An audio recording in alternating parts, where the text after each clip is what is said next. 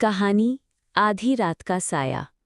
बहुत साल पहले एक छोटे से गांव के किनारे एक पुराना हवेली हुआ करती थी।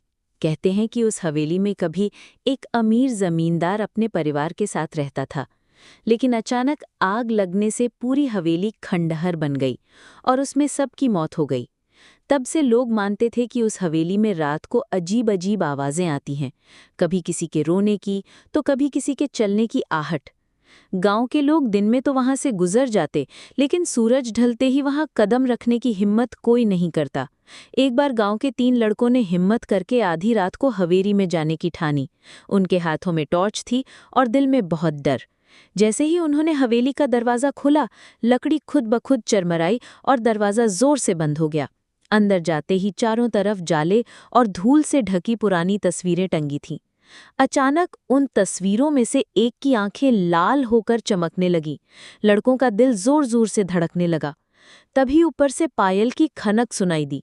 उन्होंने टॉर्च ऊपर फेंकी तो सीढ़ियों पर एक औरत खड़ी दिखाई दी।